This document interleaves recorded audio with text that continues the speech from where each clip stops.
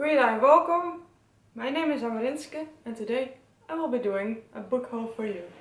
This will be the first book haul on my channel and it is 16 books, which is huge, and I did not really realize that I bought so many books in January.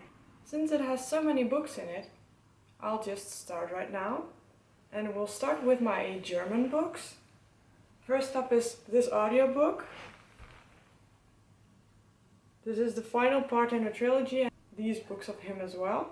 Physical copy of the written book with a cover I liked.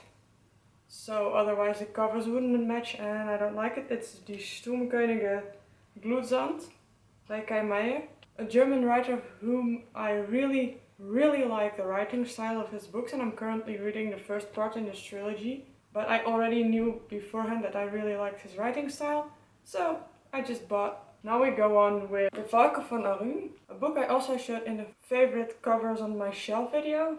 It's a German fantasy taking place in Arun and about an artifact, and I don't really want to know a lot more. I just want to read it when I'm ready to, and it will take a long time, but I'm so excited to read it. I just already love the idea of a fantasy standalone, and this looks like it is a very good German writer.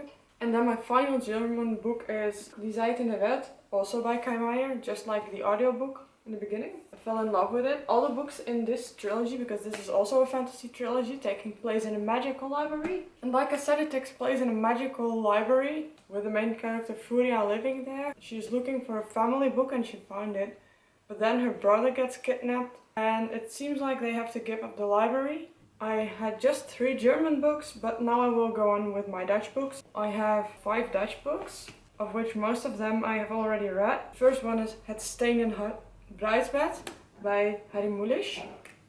And I don't really know what it is about, but I know I have been wanting to read this for years now. The second one is Noodlot by Louis Couperus. This is a Dutch classic. It's written somewhere at the end of the 19th century. And I read it also for Dutch class, but I want to reread it because it was so impactful to me. It's a book with a depressed couple in it. I believe it might have been translated into more than one language.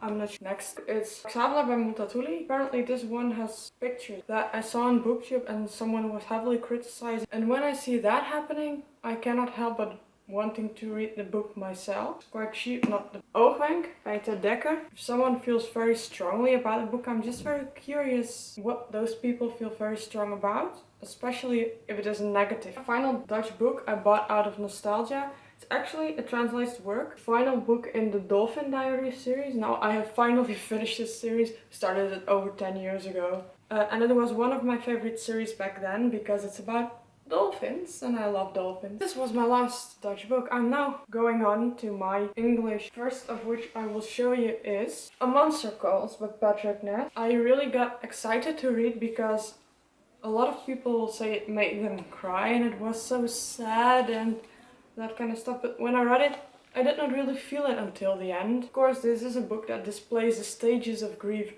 and does so very well. The next book up is, because the premise of the story sounded so interesting to me when I heard people talk about it on BookTube. The forelast English YA book I have here is my final English YA Carnaval.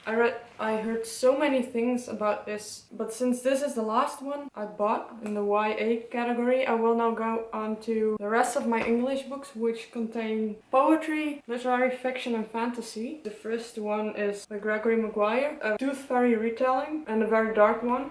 I have to believe this. Then we have Stardust by Neil Gaiman, simply because it's another fairy book. Now we go into Milk and Honey. Most of the poems in here are just okay or maybe not even good, but it contains several poems that made me root and cry because they fit so well with my personal situation in the past and in the now. Had to give this book about 4 stars, I think, simply because of those poems, and those feelings were captured so well. Now we have a non-fiction called Unforbidden Pleasures. It's written by Adam Phillips. It's about people always wanting more and more of what they do not have and not looking at what they actually do have a final book, which is literary fiction, and I think it fits in the genre of magical realism, but I'm not sure. Keith Donahue's The Motion of Puppets was in 2016.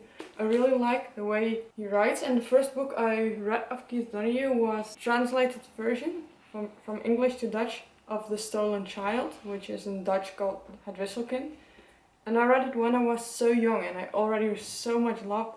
Then last year I reread it in English and it was so good. Inner Flap says, in the old city of Quebec, Kay Harper falls in love with a puppet in the window of the Quatre Mers toy shop that is never open.